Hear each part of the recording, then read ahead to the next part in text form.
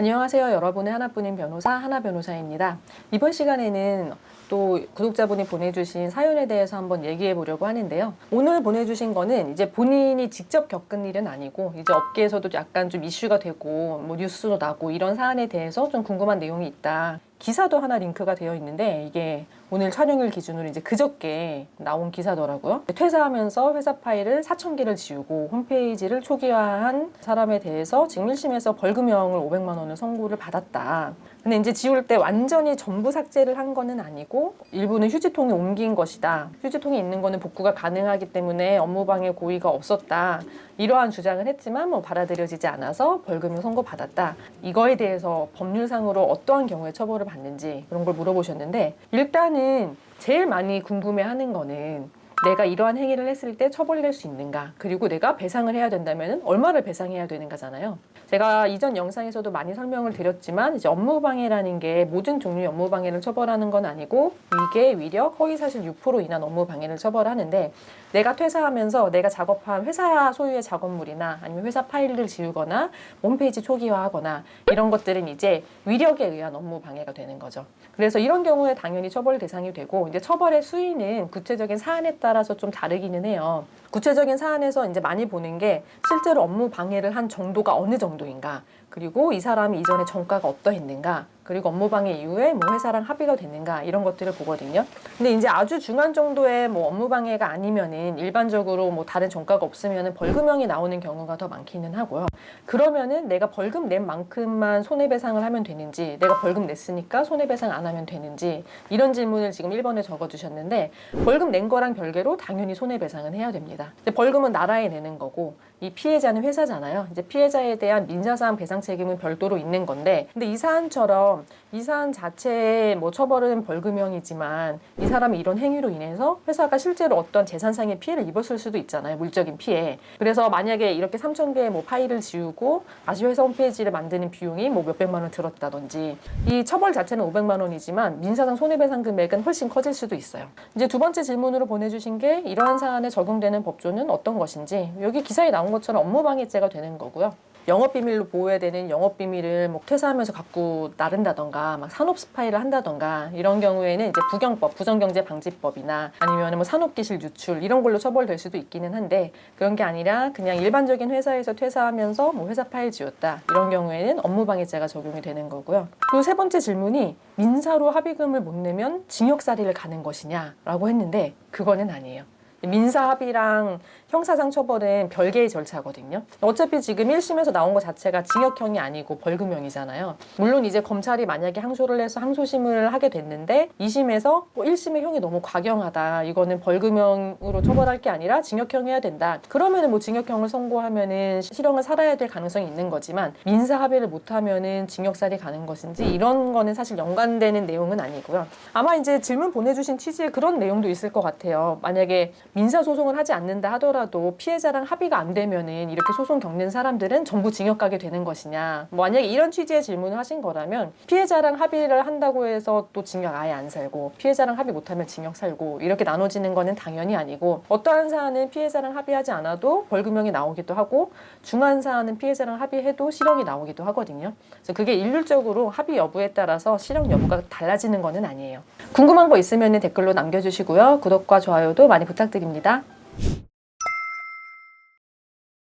인터넷에 그런 얘기 종종 있더라고요. 탕비실에 있는 과자랑 과자, 그리고 커피 스틱, 그리고 뭐 형광펜 이런 거 가져가는 거. 그래서 그게 특정이 안 되면은 기소를 일단 못 해요. 유죄는 맞는데 기소는 못 하고 수사가 묵혀 있는 거거든요. 이렇게 묵혀서 1년, 2년이고 기소 안 되는 사건들 수두룩한데, 안녕하세요. 여러분의 하나뿐인 변호사 하나변호사입니다. 오늘은 횡령죄에 대해서 얘기해 보려고 하는데요. 형법에서 말하는 횡령은 다른 사람의 물건을 보관하는 자가 그거를 자기가 그냥 개인적으로 이용하거나 유용하는 거거든요. 근데 횡령은 네. 약간 회사나 그런 데서 돈 네. 빼돌리는 이미지가 좀 크거든요. 일상에서도 그런 게 있나요? 횡령죄라는 게 뭐 금액의 액수가 크고 작은 건 상관없이 타인의 재물 보관하고 있는 사람이 이거 가져가면 횡령되는 거기 때문에 우리가 이제 TV에서 뉴스에서 많이 접하는 것처럼 뭐 대기업의 임원이나 직원이 뭐 돈을 횡령했다 뭐 이런 사례도 있지만 소액으로는 알바를 하다가 편의점 알바생이 그냥 내가 돈을 몰래 가져가거나 이게 막 대기업이 아니라고 하더라도 작은 규모의 회사에서도 종종 일어나는 일이에요. 그 인터넷에 그런 얘기 종종 있더라고요. 탕비실에 있는 과자랑 과자 그리고 커피 스틱 그리고 지원물이. 뭐 형광펜 이런 거 가져가는 거 사회생활상 사회상규상 뭐 위반되지 않는 행위라고 봐야겠죠. 허용되는 정도로. 근데 내 직무 자체가 내 비품을 관리하는 사람이다. 그래서 비품을 관리하다가 다른 사람 모르게 내가 비품을 좀 빼돌린 거예요. 그런 건 이제 횡령이 될 수 있죠. 아, 업무에 따라 좀 다르구나. 그렇죠. 이제 횡령이 되려면은 일단 그 재물을 보관하는 역할에 있어야 되거든요. 그러니까 피의자가 재물을 보관하는 역할이 있지 않으면 횡령이 성립하지 않는 거고요. 별도로 업무상 횡령이라는 범죄가 있어요. 그래서 직무관계에서 발생하는 거는 업무상 횡령죄가 적용이 되고 직무관계 없이 그냥 개인 간에 어디 보관할 데가 없어서 맡겼다 이런 경우에는 일반 횡령죄가 적용이 되는 거죠.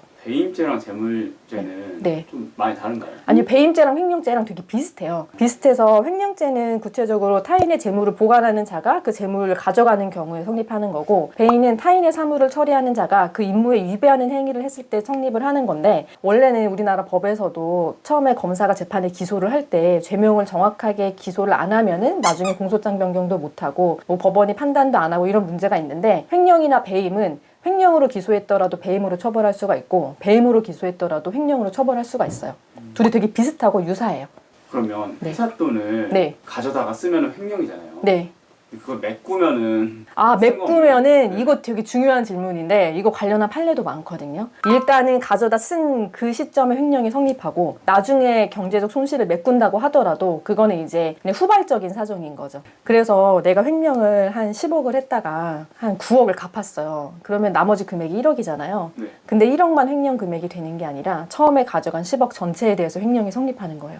횡령죄가 되려면은 언제 얼마를 가져가서 어디에 뭐 유용했다 이런 게 특정이 되어야 해요. 그러니까 금액이 언제 얼마를 어떻게 가져갔다라는 것들이 특정이 안 되면 그래서 그게 특정이 안 되면은 기소를 일단 못 해요. 유죄는 맞는데 기소는 못 하고 수사가 묵혀 있는 거거든요. 이렇게 묵혀서 1년, 2년이고 기소 안 되는 사건들 수두룩한데 뭐 내가 고소하면 수사기관에서 알아서 수사해주고 법원이 알아서 처벌해주겠지 이렇게 생각을 하고 진행을 하면 안 되고 내가 볼 수 있는 자료는 정말 자세하게 정리를 해야 실질적으로 횡령 사건 수사가 진행이 되고요. 이거는 고소하는 측에서 고민을 해봐야 될 내용인 거고 이제 고소를 당한 측에서 대응하는 거에 이제 1차적인 거는 내가 개인적으로 사용한 게 아니라 이 돈을 맡긴 사람, 이 돈을 맡긴 회사를 위해서 사용을 했다라는 걸 소명을 하는 거고 그리고 금액에 있어서 내가 설사 일부 횡령한 게 있다고 하면은 그 이상으로 처벌되지 않도록 범죄 일람표를 정리하는 작업이 중요한 거죠. 내 개인 계좌를 회사를 위해서 이용하는 경우가 있거든요. 그러니까 내 개인 계좌를 회사 업무상 용도로 혼용을 해서 쓰는 경우가 있어요. 혼용을 해서 쓰는데 거기에 이제 회사 돈도 섞여 들어오고 내 원래 개인 돈도 섞여 있잖아요. 이런 경우에는 내가 얼마를 횡령했는지 금액상의 다툼이 크게 일어나거든요. 그래서 그 부분을 계좌 거래 내역을